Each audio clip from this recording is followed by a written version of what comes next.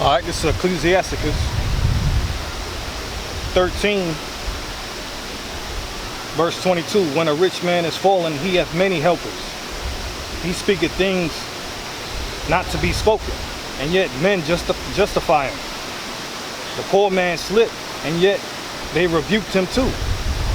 He spake wisely, and could have no place.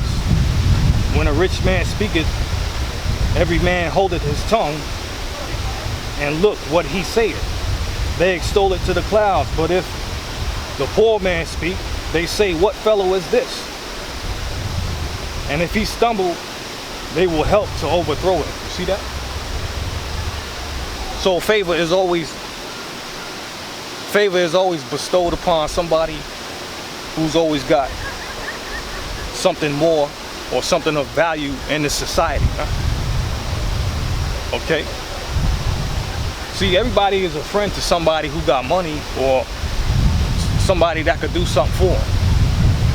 You see what I'm saying? Okay?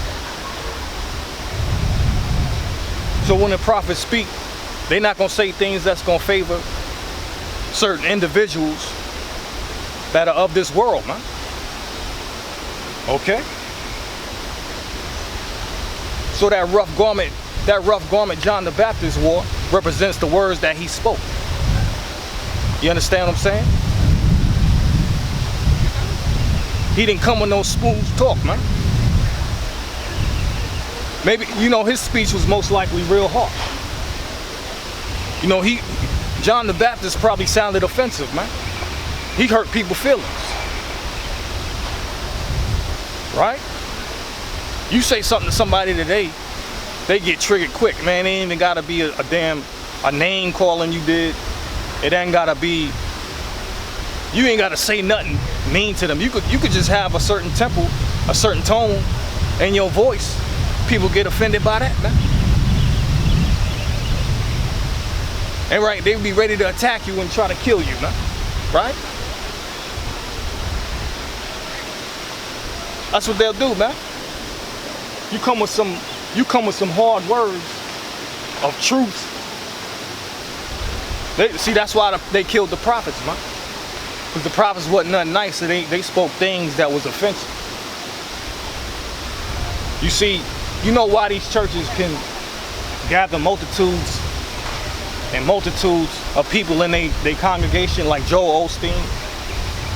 There's a reason why Joel Osteen got so many members, man. He just tell them smooth things, man.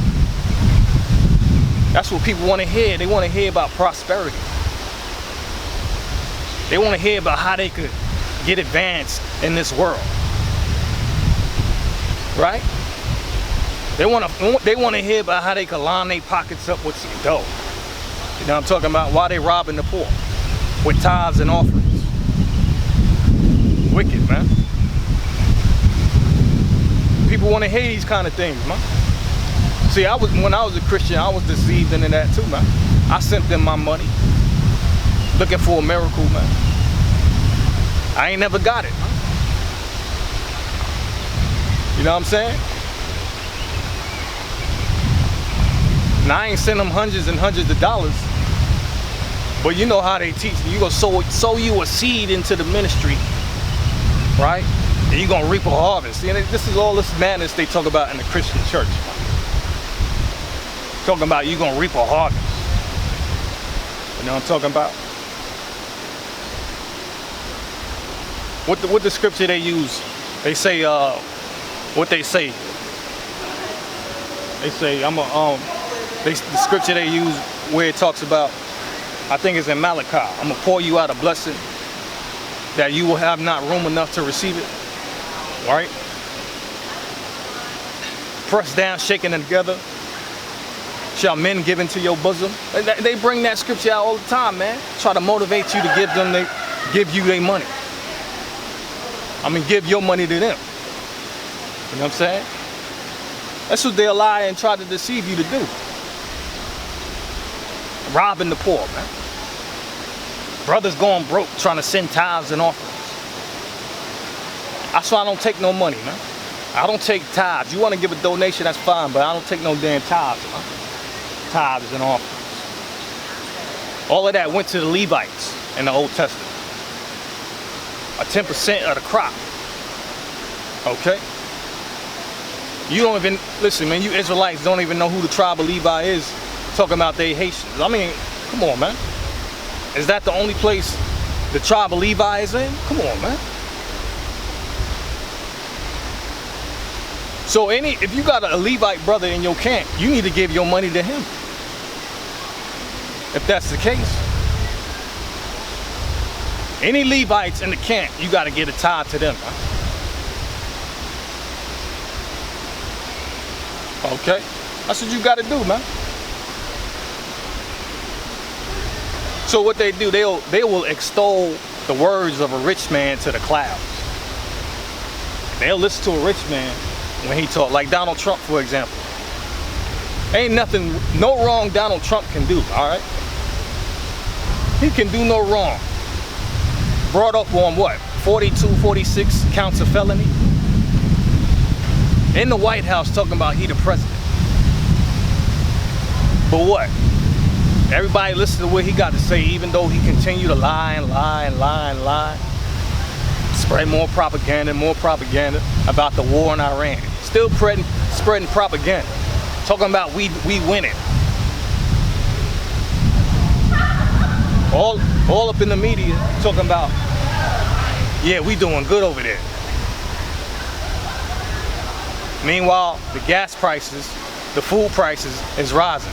You see how they strengthen the hand of the wicked? Keep lying to you, telling you everything's good in this society. This is why they'll tell you these things, so that you can continue on your merry way and not think nothing of it. Because let me tell you something, man. If you believe the report of these people, this fake mainstream media, you're gonna be going in the wrong direction, man. Right? Wrong direction. See, if the blind lead the blind, they both fall into the ditch. Right?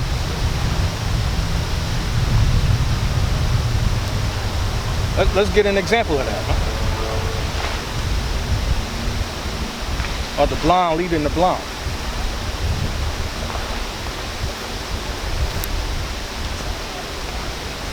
Get that in Jeremiah.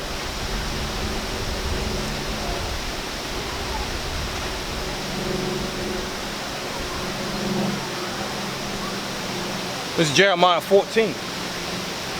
Verse 15, therefore saith Adonai concerning the prophets that prophesied in my name, and I sent them not, yet they say, sword and famine shall not be in this land. By sword and famine shall those prophets be consumed. You see that? See, these false prophets are gonna die by their own lies that they've been teaching and prophesying to people to deceive the people. You understand? It says, and the people to whom they prophesy shall be cast out in the streets of Jerusalem because of the famine and the sword. And they shall have none to bury them their wives, nor their sons, nor their daughters, for I will pour their wickedness upon them. Okay, you see that now? You see the blind lead the blind, so the false prophet will be destroyed by their own false prophecies and the people that they prophesy unto as well.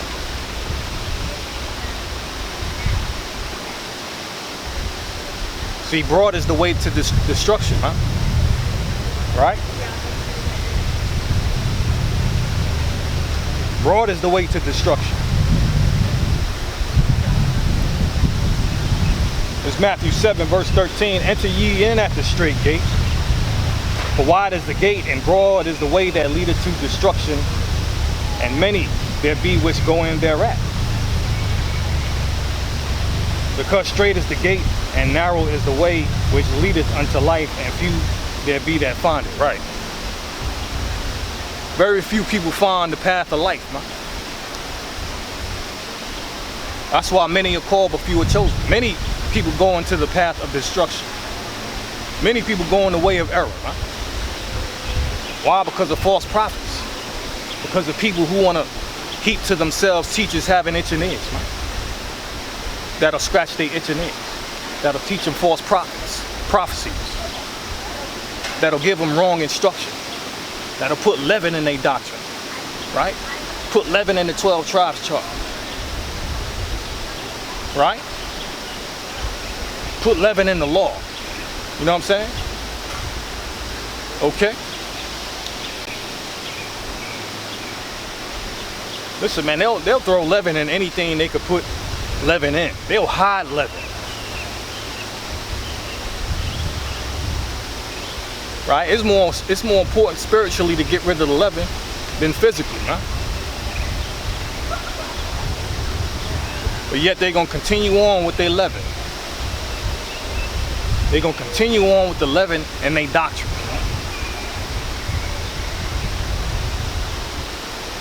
Matthew 16, huh?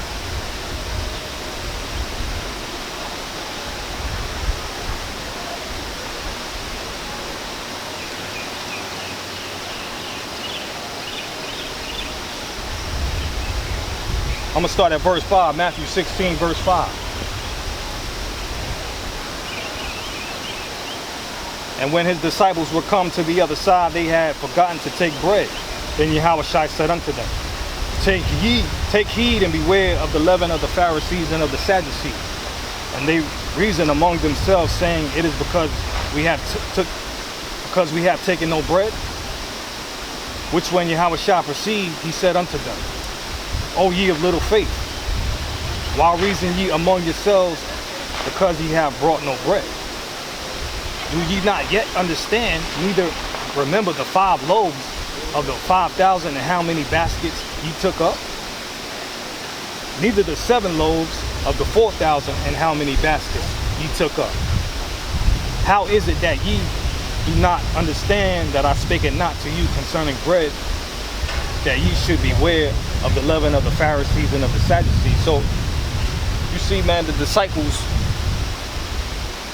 rarely understood the parables that the Messiah was speaking. He had to break down his own parables to them. But yet when the Messiah spoke a parable to the Pharisees concerning the Pharisees about them, they perceived that the parable was about them. So the Pharisees was wiser than the disciples. Right?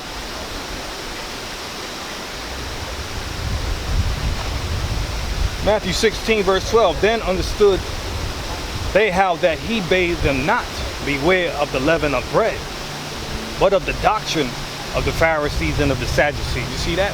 You got to beware of the doctrine of these Pharisees and Sadducees. Right? Because with the leaven and these guys' doctrine, it can lead you astray into your own destruction, man. Got leaven in the doctrine, right? But if you ain't in one of these camps teaching a doctrine, you outside the camp, right? I think like Joshua and Caleb, they was outside the camp. This is the thing too, man. All the prophets, they was dolo. Jeremiah was out there prophesying by himself. What camp was Jeremiah in? Huh? What camp was Jeremiah in, or Isaiah or Ezekiel? Right? Was Isaiah, Ezekiel, and Jeremiah together on the highways and byways, man? Were they huddled up on the corner like pigeons on a power line? Come on, man. You know Jeremiah was by himself, man.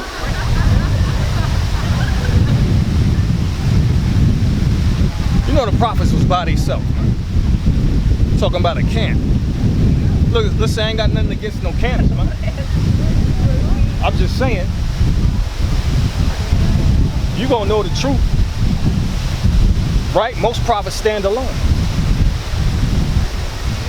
Right?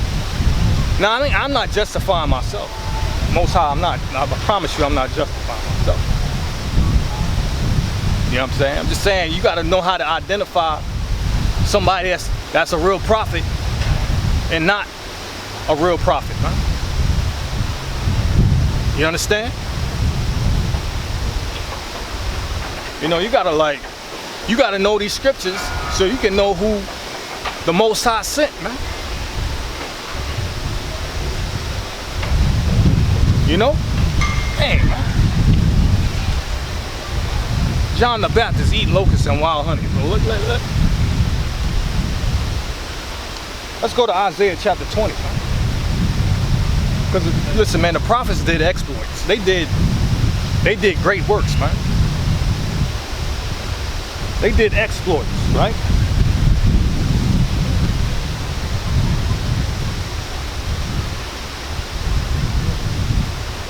Isaiah 20, man. Let's see the craziness of the prophets. The madness of the prophets, man. Isaiah 20.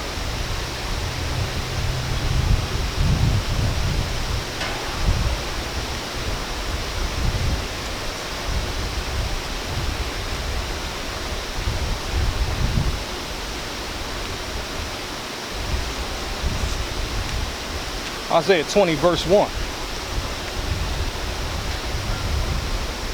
It says, and in the year that Tartan came unto Ashdod, when Sargon the king of Assyria sent him, and fought against Ashdod and took it, at the same time spake Adonai by Isaiah the son of Amos, saying, go and loose the sackcloth from off thy loins, and put off thy shoe from thy foot. And he said, and he did so, walking naked and barefoot. And Adonai said, like as my servant Isaiah hath walked naked and barefoot 3 years, for a sign and wonder upon Egypt and upon Ethiopia, so shall the king of Assyria lead away the Egyptians prisoners, and the Ethiopians captives, young and old, naked and barefoot, even with their buttocks uncovered, to the shame of Egypt. You see that, man? You see the zeal of the prophet right there, Isaiah? Walking naked and barefoot for 3 years. Just to be an example of these people going into captivity, naked and barefoot with their buttocks out. That's why he did it for 3 years, man. Walking naked and barefoot. Who gonna do that nowadays, man? Listen, man, you go out naked and barefoot right now, they'll arrest you for indecent exposure. They'll arrest you for disorderly conduct. Right? Indecent exposure. Walk around naked and see what happens. And people talk about, hey, why you walk around naked? You see, these people will think you mentally ill if you did something like that for 3 years, man. 3 years. It's a lot. Yeah, 3 years. 3 years walk around naked and barefoot. Just to be an example of these people going into captivity. Right? The Egyptians and the Ethiopians. The king of Assyria is going to take captive the Egyptians and the Ethiopians. Naked, but with their buttocks out. So Isaiah walked around naked, right? Butt naked for 3 years. Right?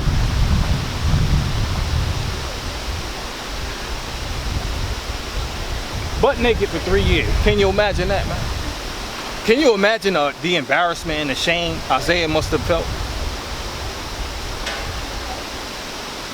And you know, was Isaiah in a camp walking butt naked 3 years?